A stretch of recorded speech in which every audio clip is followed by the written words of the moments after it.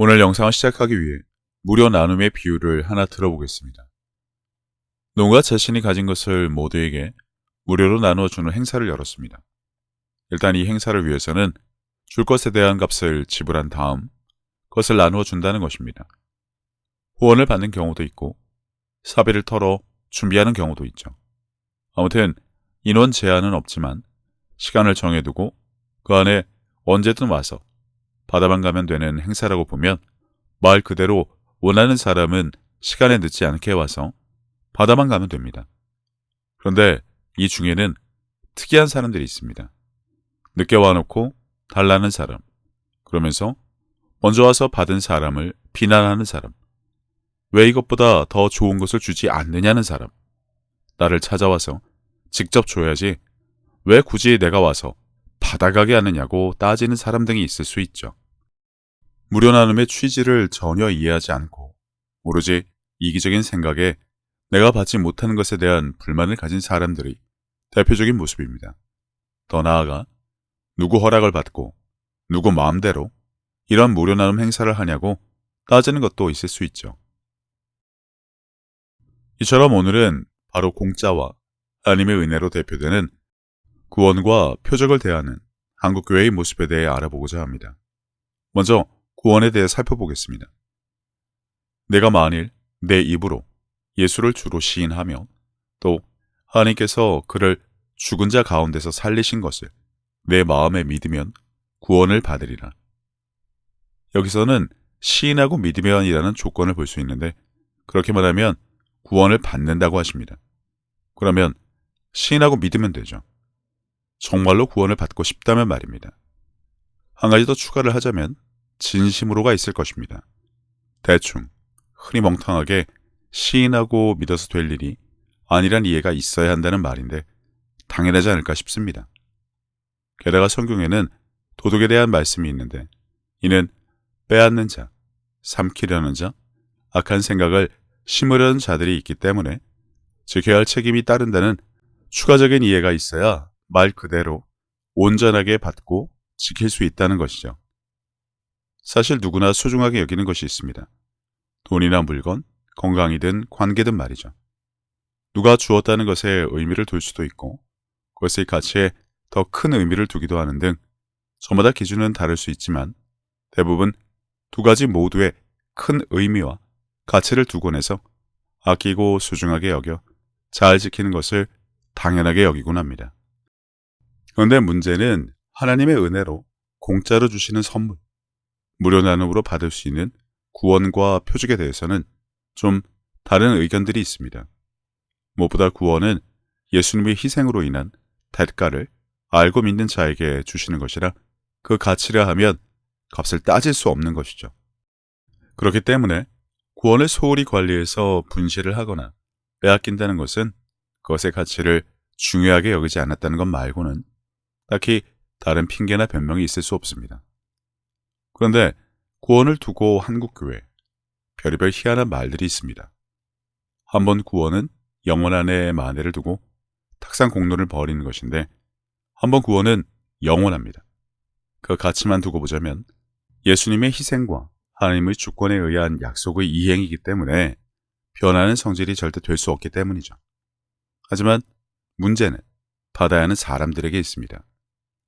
이는 말도 안 되지만 무엇보다 하나님의 약속에 대한 신뢰의 문제와 구원의 의미부터 잘못 생각하기 때문인데 구원은 하나님의 사랑 그 자체입니다. 그분이 선하시고 자비하심 때문에 기쁨으로 나누어 주시는 것이라 이것을 알고 된 자는 두 팔 벌려 감사함으로 받아 지키면 되는 것이죠. 하지만 구원을 믿지 않아 거부하지 않는 불신자들이나 일부 무지한 신자들은 자신의 자존심에 눈이 멀거나 세속적인 추구에 사로잡히거나 거짓 가르침에 현혹되어 그 가치에 대해 전혀 모를 수 있습니다. 이유가 무엇이든 그들은 하나님 나라 밖에 머물러 있으며 하나님께서 베풀어 주시기를 갈망하는 풍성한 축복을 누리지 못합니다. 이처럼 구원 자체는 영원한 약속이기에 절대 불변의 진리이지만 사람이 이를 두고 왈가왈부를 한다는 것 자체를 어불성설로 보자면 이를 진심으로 믿고 받아 지켜야 할 것에 대한 책임은 접어두고 구원을 받았으니 여태 그랬던 것처럼 내 마음대로 살겠다든가 잃어버릴 수 있다면서 불안감을 조성한다든가 하는 일은 마땅히 지켜야 할 책임을 가진 청지기 역할을 해야 할 자들이 할 소리는 아니란 것이죠. 구원, 하나님의 은혜로 받은 선물이죠. 물론 시인하고 믿어야 하는 조건이 따르지만 이 조건을 충족했기 때문에 신자가 되고 주님을 구주로 섬긴 자가 되었다면 하나님으로부터 받은 선물, 목숨을 걸고라도 지켜내야 하지 않을까요? 구원에 대한 확신 말입니다. 이를 두고 세상에는 온갖 헛된 주장들이 있지만 그러한 것에 결코 귀를 열지 않아 마음이 흔들리게 방치하지 않아야 할 책임만 놓고 보자면 이 확신이야말로 그러나 인자가 올 때 세상에서 믿음을 보겠느냐란 말씀에 우리가 당당하게 보여드릴 수 있는 것 중에 하나가 되어야 하지 않을까 싶습니다. 다음으로 말이 많은 표적에 대해 살펴보겠습니다. 믿는 자들에게는 이런 표적이 따르리니 곧 그들이 내 이름으로 귀신을 쫓아내며 새 방언을 말하며.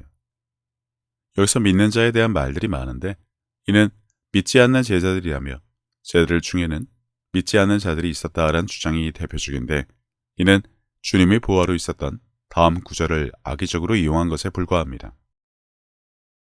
예수께서 이르시되 어찌하여 두려워하며 어찌하여 마음에 의심이 일어나느냐. 예수를 배웠고 경배하나 아직도 의심하는 사람들이 있더라. 살펴보기 전에 가장 중요한 사실을 한국교회는 망각하고 있습니다. 바로 예수 이름으로 구하는 것 자체가 아버지로 하여금 영광을 받으시게 한다고 하셨으니 베드로가 예수 이름으로 명하고 치유를 했던 것처럼 지금 시대의 그 누구라 하더라도 똑같이 행함으로 인해 아버지가 영광을 받으시기는 일에 모두 다 동참해야 함은 너무나 당연한 일입니다. 그러나 이 중요한 것을 방치한 채 표적에 대해 탁상 공론이나 벌이고 있는 한국교회. 과연 그들이 주장하는 것처럼 오직 말씀에 근거해서 말씀대로 보고 믿고 행한다고 할 수 없다는 것입니다. 더 중요한 것은 나몰라라 하고 사람의 짧은 지혜로 만들어낸 것을 가지고 말씀을 대신하려고 한다는 것입니다. 아니, 대적한다는 말이 더 맞는 표현이죠. 자신들이 하지 못함에 대해 부끄러워하지 않고 대신 옳고 그름을 따져 맹점을 흐려 사람들의 관심을 다른 곳으로 돌리려는 것은 세상에 흔하디 흔한 비굴한 자들의 모습인데 이게 한국교회에 만연하다는 것입니다. 이처럼 한국교회 목회자들은 이런저런 성경을 인용해서 악용하고 편집할 때 문맥을 봐야 한다고 하던데 누가 들으면 문장 전체에 대한 이해가 높아 그런 말을 하는 것으로 여길지 모르지만 이는 애시당초 워낙 책을 읽지 않는 한국이다 보니 독서를 해도 책의 내용이나 핵심조차 파악하지 못하는 경우가 교회 목회자들한테도 여전히 나타난다는 것입니다. 성경을 봐도 그 장에서 무엇을 말하는지 파악하지 못하는 경우의 대표적인 예는 고린도전서 14장으로 여기에는 방언을 금하지 말라가 있음에도 불구하고 알아듣는 말 부분을 인용해서 바울이 방언을 금했다는 식으로 억지를 부리는 것을 볼 수 있듯이 문장과 문맥을 전혀 파악하지 못한 자들이 나무를 보고 숲을 말하는 것과 같을 뿐입니다. 세상에는 책을 읽고 이에 대한 수준 높은 감상평을 올리는 영상도 있지만 그 중에도 개통 철학이나 펼치는 자들도 있듯이 교회 목회자 중에도 독해가, 이해가, 해석이 아주 수준 미달인 자가 차고 넘친다는 것입니다. 책꽂이에 전시용으로 기독교 관련한 책을 많이 보유하고 있음을 자랑하는 이들이니 어쩔 수 없죠. 또 이르시되 너희는 온 천하에 다니며 만민에게 복음을 전파하라. 믿고 세례를 받는 사람은 구원을 얻을 것이요 믿지 않는 사람은 정죄를 받으리라. 주님은 믿는 자에 대한 언급을 하시기 바로 전에 이와 같이 말씀하셨는데 만민에게 복음을 전하되 거기서 믿는 자, 믿지 않는 자에 대한 구분을 하시면서 말입니다. 그러신 후 믿는 자에게는 이란 말씀을 하셨으니 여기서 도대체 무엇을 보고 믿는 자를 믿지 않는 제자로 둔갑시킬 수 있는 포인트가 있냐는 것입니다. 내가 보기 원하는 것 하나만 발견하면 그것으로 모든 것을 억지로 설명하려고 덤벼드는 것을 성급한 일반화의 오류라고 하는데 한국교회 목회자들이 아주 대표적이죠. 영적인 부분에 대해 잘 모르니까 자신들의 무능을 정당화시킬 수 있다면 성경을 악용해서 짜집기를 통해 있지도 않은 말을 만들어내는 것에 능통하니까요. 이를 두고 저는 성령 모독이라 부르고 있습니다. 기록된 말씀을 대적하고 변개함으로 성령께서 하시는 일을 마치 마귀가 하는 일로 바꾸어 말하니 당연할 수밖에요. 게다가 뱀처럼 지혜롭지 못한 신자들은 덮어놓고 목사가 말하니 맞는 말이다 라고 하던데, 요즘 유튜브가 진리다라는 말이나 하고 다니는 자들을 보면 이해력, 분별력, 판단력 자체가 없어 보이는 경우가 많으니 끼리끼리 논다는 말이 딱 맞을 뿐입니다. 무엇보다 표적은 성령의 내주로 예수 이름을 사용해서 나타나게 할 수 있습니다. 주님의 승천 후, 그리고 오순절 성령 강림 후 베드로가 미문 앞에서 했던 일에 대해 누구나 알지만 그 의미는 아무도 모릅니다. 그냥 베드로가 그랬나 보다가 전부이지, 이것이 바로 믿는 자가 이제부터 주님의 일을 이어서 한 첫 번째 현장이란 사실을 말이죠. 그러기 위해서는 표적에 따라야 하는데, 교회만 댕기면 무엇을 믿는지조차 분명하지 않으면서 믿으면, 침례를 받으면 자동으로 성령을 받는다고 우기는 한국교회에 다니다 보니 누구나 다 성령을 모시고 사는 줄 아는데 착각일 뿐입니다. 오직 성령이 너에게 임하시면 너희가 권능을 받고 예루살렘과 온 유대와 사마리아와 땅 끝까지 이르러 내 증인이 되리라 하시니라. 권능을 받은 증거를 전혀 보이지 못하니까요. 말에 있지 아니하고 능력에 있는 하나님의 나라를 증거하지 못하니까요. 성령이 나타나신과 능력으로 전하는 천국 복음을 보여준 적이 없으니 당연할 수밖에요. 그러면서 목회를 합니다. 오직 말씀이라며 말씀을 1.1획도 바꾸지 말고 믿어야 한다고 합니다. 믿음으로 행해야 한다고 합니다. 그러나 정작 성경에 기록된 것은 전혀 보여주지 못하고 단지 성경을 변개하는 성경 모독을 하면서까지 이를 부정하고 없다, 끝났다, 하면 안 된다, 이 시대의 치유는 모두 악한 것들이 한다고 주장하는 자가 바로 한국교회고 목회자들입니다. 무능에 대한 변명을 할 수밖에 없지만 대다수가 그러다 보니 마치 그것이 사실일 수밖에 없는 것처럼 되어버린 것이지, 성경을 놓고 보자면 그들의 모든 주장은 100% 거짓입니다. 이와 비슷한 한국교회의 엉터리 주장은 시리즈로 10개의 영상을 올려도 모자랄 정도로 마구잡이의 엉터리 투성입니다. 지금 영상을 준비 중에 있는데 그중 하나가 표적은 죄사함을 위함이다 라는 것이 있습니다. 주님의 십자가 사건으로 우리 죄가 사하여졌기 때문에 그 후의 표적은 있을 수 없다는 주장인데, 뭐 이런 헛소리는 얼마든지 있으니 잠시만 보겠습니다. 그 전에 무슨 죄가 십자가에서 사하여졌는지나 제대로 알고 있는지 궁금하네요. 믿음이란 무엇을 믿는 것인지도 분명하지 않던데 이건 알까 싶어서요. 절대 그렇지 않던데 말입니다.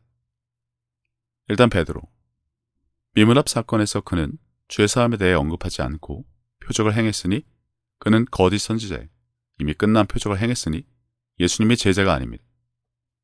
이와는 별도로 이것도 엉터리 주장의 대표주자인데, 왜냐하면 주님이 주의 이름으로 권능 행함을 불법으로 단정하시기 때문이죠. 스데반과 빌립도 마찬가지로 거짓 선지자죠. 이미 끝났고 불법인 표적을 민간에 행했으니 말입니다. 그럼 그런 자들이 어떻게 성경에, 그것도 버젓이 기록될 수 있을지만 생각해보고 엉터리 주장을 하는 자들에게 반문을 해보면 됩니다. 아무것도 들을 수 없을 테지만 그들이 헛소리를 하고 있다는 것을 알 수 있으니 그 정도면 충분합니다. 주님의 치유는 단지 죄사함을 위한 표적이 아닙니다. 그분의 치유는 하나님의 사랑과 자비의 표현으로 묶인 자를 풀어주시고자 하시는 그분의 뜻입니다. 육신의 자유는 물론이고 그분의 권능과 영광을 나타내는 도구죠. 그분이 우리를 사랑하시고 돌보신다는 증거이기도 하고요. 따라서 이런 헛된 주장은 치유의 본질과 그 의미를 왜곡해서 어떻게든 기사와 표적을 부정하려고 만들어낸 치졸한 말일 뿐입니다. 물론 무능한 자들이 구차한 변명이란 것은 말할 필요조차 없죠. 게다가 표적에 따르지 않으면 믿지 않는 것이냐? 라는 주장들이 많은데, 네, 맞습니다. 주님의 말씀만 놓고 보자면 듣고 믿고 세례를 받은 자, 그런 믿는 자에게는 표적이 따른다고 하셨기 때문이죠. 물론 따르지 않을 수도 있습니다. 무조건 따르고 따르지 않으면 믿는 자가 아니다라는 기록이 없지만, 이런저런 예외를 만들어 핑계를 삼을 목적이 아니라면 주님의 말씀만 놓고 판단을 해야 합니다. 믿는 자에게 표적이 따른다고 하셨으니 표적이 따라야 믿는 자라고 말입니다. 그럼 이제부터 그 믿는 자가 제대로 믿는 자인지 대충 믿는 자인지 믿는 것으로 착각하는 자인지 구분을 할 필요가 있습니다. 내용이 길어져 다른 영상을 따로 만들어둘 정도인데, 베드로는 예수 이름의 권세를 사용해서 표적을 행했고, 성경에서 주님을 믿는 자와 그의 이름을 믿는다는 동일한 의미로 사용되기에 그의 이름을 믿음으로 그 이름이란 기록이 있을 수 있었다는 것만 알면 됩니다. 혹시나 아쉬우면 행함으로 내 믿음을 보이라는 구절을 각자 어떻게 보여놔 줄 수 있는지부터 생각하면 됩니다. 난 믿음이 있어라는 말은 누구나 합니다. 그러니 행함으로 그 증거를 보이면 되죠. 내가 진실로 진실로 너에게 이르노니 나를 믿는 자는 내가 하는 이 일을 그도 할 것이요 또한 그보다 큰 일도 하리니 이는 내가 아버지께로 감이라. 공생의 기간 주님이 무엇을 하셨는지까지 이 영상에 올린다면 그런 시간 낭비는 세상에 또 없을 것입니다. 신자라면 누구나 알고 있으니까요. 그러니까 이제 그 일을 해서 보이라는 것입니다. 믿는 자라고 했으니 행함으로 그 믿음을 보이면 될 것이고, 그 일이란 것은 주님을 믿는 자이기 때문에 주님이 하신 일을 그도 한다는 말씀에 근거해서 주님이 하신 일을 해서 보이라는 것입니다.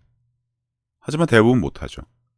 하면 신사도주의네, 마귀의 앞잡이네라며 뜻도 모르는 말을 주워다가 읊을 뿐이고요. 오직 말씀이라는 한국교회가 앞장서서 이러고 있으니 한심할 뿐입니다. 이제부터 오늘 영상의 핵심인 믿는 자에게 따르는 표적에 대한 이해를 나누겠습니다.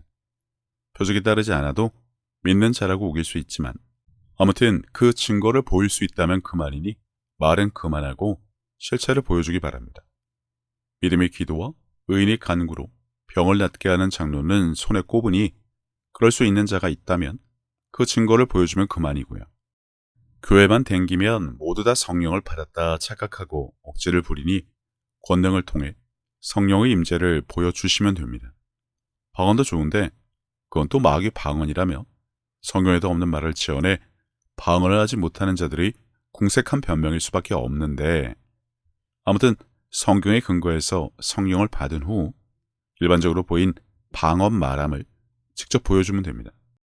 그것이 성경적인 입증이고 증거지 온갖 말로 구차한 변명이나 지어낸다고 해서 그게 진리가 되지 않습니다.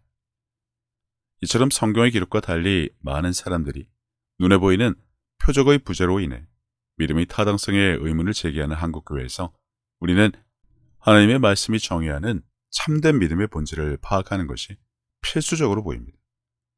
앞에서 잠시 설명을 했지만 믿음은 곧 예수님과 그분의 이름에 대한 믿음으로 특정될 수 있는데, 참된 믿음의 핵심에는 단순히 사람이 지혜로 만들어낸 말이나 주장에 대한 지적인 동의나 종교적 관습에 대한 외형적인 고수가 아니라 하나님의 사랑과 인격, 그리고 그분의 약속에 대한 신뢰입니다. 참된 믿음은 순종과 복종, 그리고 그분의 은혜에 대한 영원 불변의 사랑에 대한 의존으로 특정 지어지는 주님과의 올바른 관계에 뿌리를 두고 있습니다. 이 와중의 표적은 믿음의 전제 조건이 아니라 실천하고 보이는, 행동하는 참된 믿음을 확인하는 것입니다. 표적은 하나님 나라의 백성이 각자의 삶에서 성령님이 내주어 예수 이름으로 하나님의 사랑과 능력을 증거하는 도구와 잣대란 것이죠. 아버지로 하여금 영광을 받으시게 하는 것은 물론이고요.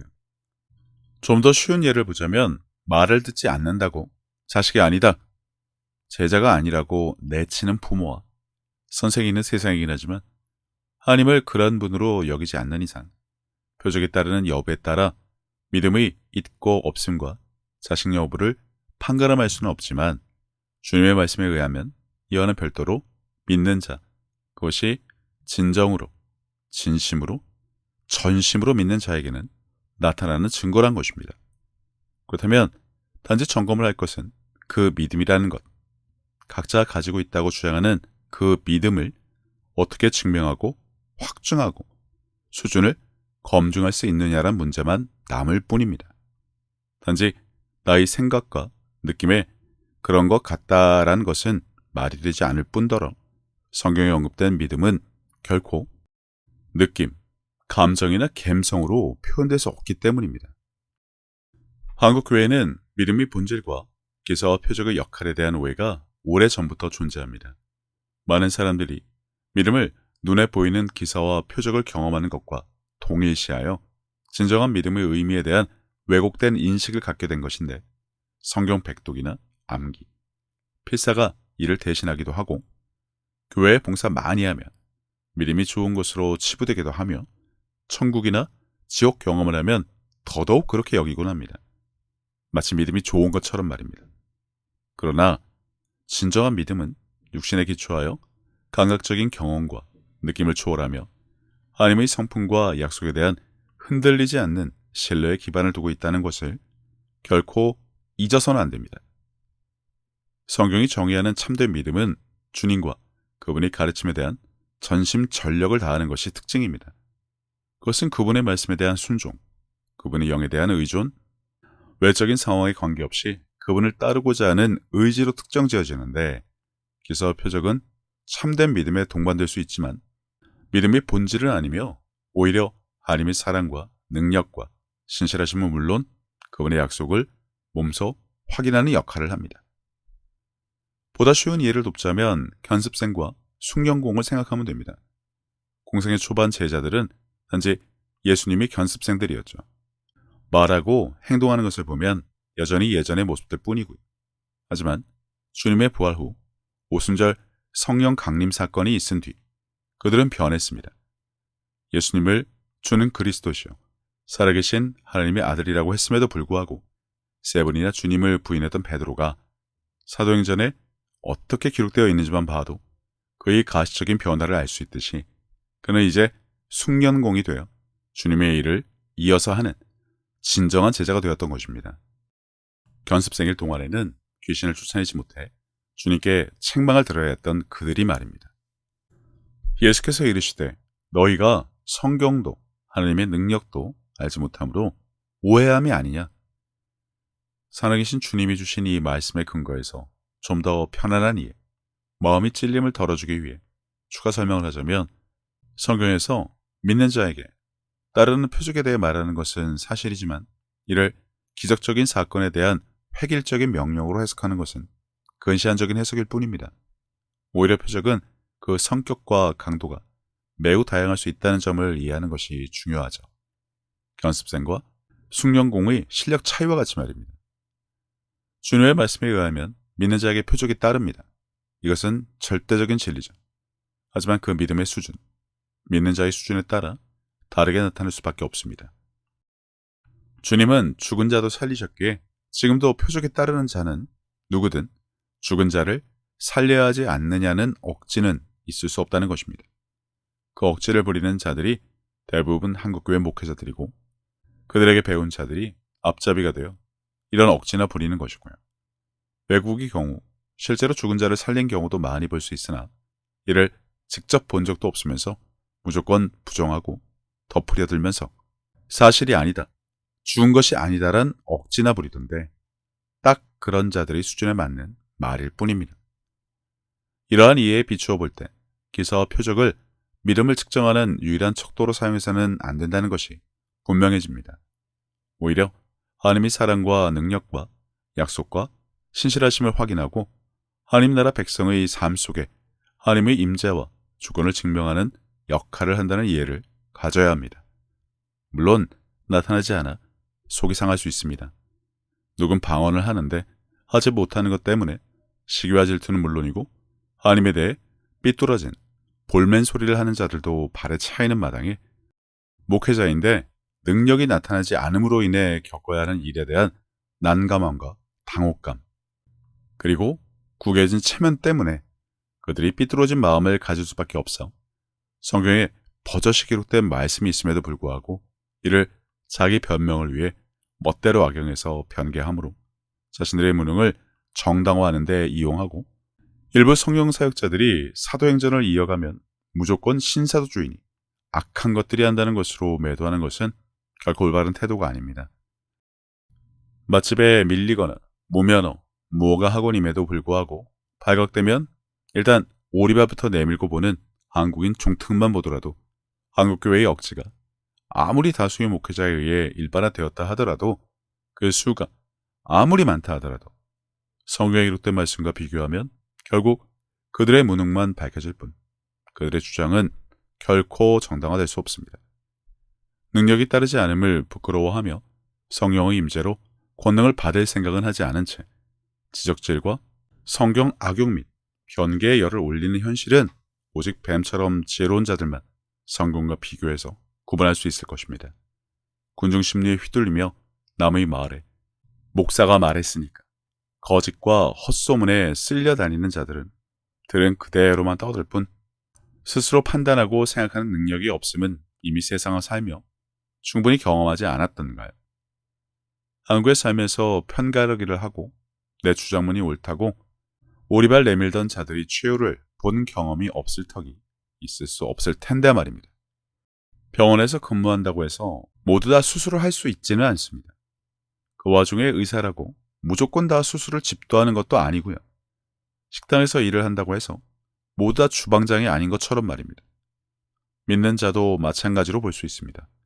주님은 믿는 자에게 표적에 따른다고 하신 말씀은 절대 진리로 기록되어 있으니 분명 표적에 따르는 자가 있는 것은 사실이지만 단지 기사와 표적만으로 사람의 믿음을 측정하는 잣대로 사용한다는 의미는 아닙니다. 믿는 자는 그분이 하신 이 일을 그도 할 것이란 말씀만 놓고 보더라도 복음을 전하고 질병을 치유하고 귀신을 쫓으신 그 일을 모두 다 해야만 믿는 자라고 정의해서는 안 된다는 것입니다. 견습생이나 숭령공이나 다 믿는 자라는 개념으로 보자면 말입니다. 단, 믿는 자의 수준과 정도에 따라 따르는 표적의 내용도 달라질 수 있다는 이해만 가지고 있다면 한국교회처럼 입에 거품을 물고 기사와 표적이라면 무조건 발작부터 하지는 않았을 것입니다. 주님의 말씀에 무조건 순종하고 복종해야 하는 입장의 자들이 말입니다. 사람이 지혜로 만들어낸 신학과 교리가 뭐라고 그것을 들고 와서는 말씀에 대해 감나라, 배나라 하는지 모르겠지만 아무튼 부끄러운 줄 모르는 자들이 단지 자신의 지식으로는 설명되지 않는 부분, 체면이 깎이는 부분, 무능에 대한 지적이 싫은 나머지 공색한 변명을 하고 있는 것은 결코 용납될 수 없습니다. 신자들의 미래를 위해서 말이죠. 나를 저버리고 내 말을 받지 아니하는 자를 심판할 리가 있으니 곧 내가 한 그 말이 마지막 날에 그를 심판하리라. 목사의 말이 아니라 한국교회의 구체한 변명이 아니라 이미 다 성경에 기록되어 있는 주님의 말씀에 근거해서 심판을 하신다고 합니다. 거기에 대고 기사와 표적에 대해 아무리 떠들어 봐야 다 헛수고를 한 것이죠. 한국교회가 하는 말, 멋대로 해석해서 성경을 변개하고 성령을 모독하는 말을 한 그것에 대해 말입니다. 성경 전체에 나타난 하나님의 사랑과 권위와 능력에 대한 부인할 수 없는 증거에도 불구하고 자신들의 무능을 감추고 이기적인 이익과 체면을 위해 성경의 메시지를 왜곡하고 변개하는 잘못. 단순히 이러한 주장은 성경의 분명한 증거를 무시할 뿐만 아니라 성경의 심오한 진리에 대한 이해 부족을 드러내는 것이며 더 나아가 하나님의 사랑, 그분 자체를 부정하는 것과 다르지 않기 때문입니다. 또 그 모든 편지에도 이런 일에 관하여 말하였으되 그 중에 알기 어려운 것이 덜어 있으니 무식한 자들과 굳세지 못한 자들이 다른 성경과 같이 그것도 억지로 풀다가 스스로 멸망에 이르니라. 그러나 우리나 혹은 하늘로부터 온 천사라도 우리가 너에게 전한 복음 외에 다른 복음을 전하면 저주를 받을지어다. 지금 한국교회가 전하는 복음, 공생의 기간 그리고 신약성경 전반에 걸쳐 기록된 천국 복음이 맞습니까? 주님이 하신 일을 그대로 이어서 하고 있다고 말이라도 할 수 있겠냐는 것입니다. 하나님의 은혜로 예수님의 희생을 대가로 믿는 자에게 공짜로 주신 것을 두고 말입니다. 천지는 없어질지언정 내 말은 없어지지 아니하리라. 오직 말씀이라는 한국교회, 이런 구절을 들먹이며 오직 말씀으로 돌아오라고들 하는데, 그래서 그 말씀대로 지켜 행하기는 하던가요? 영상을 마치면서 한 가지만 더 생각해 보기 바랍니다. 사람이 말을 하고 걷기 위해서는 얼마나 많은 시행착오가 필요한지 누구나 다 압니다. 지금처럼 되기 위해서 말이죠. 기사와 표적도 마찬가지입니다.